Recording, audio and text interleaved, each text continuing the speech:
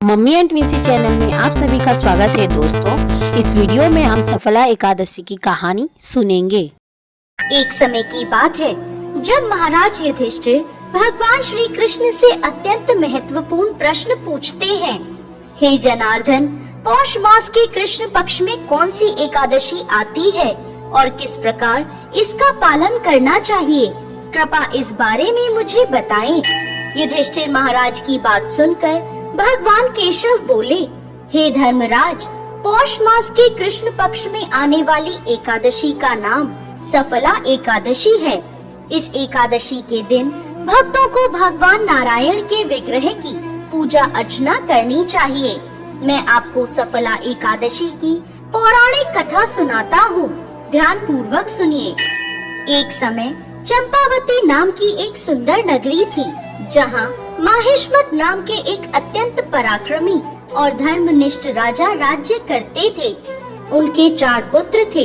राजा का सबसे ज्येष्ठ पुत्र लुम्पक सदैव पाप कर्मों में लिप्त रहता था। स्त्री दुराचार, जुआ खेलना, ब्राह्मण और शास्त्रों का अपमान करना, वैष्णवों की निंदा करना उसके लिए सामान्य कार्य थे। उनके इन पाप कर्मों का असर राज्य पर पड़ने लगा। एक दिन राजा माहिष्मत ने उसे अपने राज्य से निष्कासित कर दिया। लुम्पक राज्य के बाहर के एक जंगल में रहने लगा, लेकिन अभी भी उसकी पापमय प्रवृत्ति में कोई कमी नहीं आई। वो दिन में जंगल के प्राणियों का शिकार करता और उनके मांस का भक्षण करता था और रात्रि के समय नगर में जाकर लूटपाट करता था। अनेक बार लोगों ने उसे चोरी और लूटपाट करते पकड़ा भी था, लेकिन लुम्पक के पाप कर्मों का अंत नहीं हुआ। वो जंगल में एक अति प्राचीन विशाल भगवान श्री हरि के प्रिय पीपल के पेड़ के नीचे रहता था। इस प्रकार काफी समय बीत गया। आखिरकार उसके जीवन के परिवर्तन का समय आ ही गया। एक दिन संयोगवश पौष मास की ठंड के कारण वो सारी रात सो नहीं पाया। शीत लहरों से बचने के लिए उसके पास पर्याप्त वस्त्र नहीं थे। पौष कृष्ण पक्ष की दशमी के दिन वो सारी रात जागता रहा। ठंड की वजह से उसका शरीर शिथिल हो गया और वह मूर्छित हो गया। अगले दिन एकादशी के मध्याह्न के सूर्य की गर्मी पाकर उसकी मूर्छा दूर हुई। गिरता पड़ता वो भोजन की तलाश में निकला। पशुओं को मारने में असमर्थ था, अतः पेड़ के नीचे गिरे हुए फल उठाकर वो वापस उसी पीपल के वृक्ष के नीचे आ गया। उस समय तक सूर्यास्त हो चुका था। इस असहाय स्थिति में अपने पूर्व जन्म के कर्मों के कारण उसने भगवान नारायण को याद किया और कहने लगा, हे प्रभु, मेरी क्या स्थिति हो गई है? अब यह फल आप ही को अर्पण है। इन फलों से आप ही तृप्त हो जाइए। उस रात्रि भी ठंड के कारण वो सारी रात जागता रहा और भगवान का स्मरण करता रहा। इस प्रकार अनजाने में उसका एकादशी के व्रत का पालन हो गया। अनजाने में की गई इस तपस्या से भगवान प्रसन्न हो गए।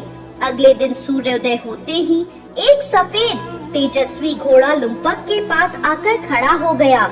उसी क्षण एक आकाशवाणी हुई, हे वत्स, ये घोड़ा तुम्हारे लिए आया है। भगवान नारायण की असीम कृपा और सफला एकादशी का नियम पूर्वक पालन करने के कारण तुम्हारे समस्त पाप नष्ट हो गए हैं। अब तुम इस घोड़े पर सवार होकर अपने पिता के पास अपने नगर में वापस चले जाओ। तुम्हारा राज्य तुम्हें वापस मिल जाएगा। ऐसी आकाशवाणी सुनकर वह गदगद हो गया।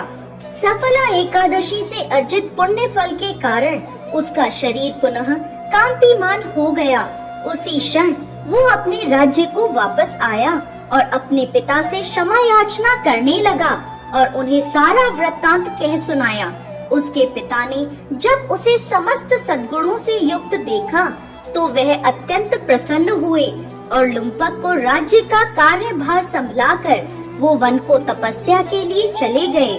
इस प्रकार लुम्पक ने अपने राजकुमार होने के सभी दायित्वों को निभाया। अपने पिता के पद चिन्हों का अनुसरण करते हुए वो अपने देह को त्यागने के बाद वैकुंठ लोक को प्राप्त हुआ। कथा समाप्त करते हुए भगवान श्री कृष्ण कहते हैं, हे राजन, जो व्यक्ति सफला एकादशी की इस कथा का श्रवण या पाठन करते हैं, उन्हें राजसूय यज्ञों का पुण्य फल प्राप्त होता है। उनके समस्त कष्ट नष्ट हो जाते हैं और अंत में वैकुंठ को वो प्राप्त करते हैं। जय श्री हरि विष्णु। मेरा वीडियो पूरा देखने के लिए आपका बहुत बहुत धन्यवाद। वीडियो को लाइक कीजिए, शेयर कीजिए, कमेंट कीजिए और मेरे चैनल को सब्सक्राइब कीजिए।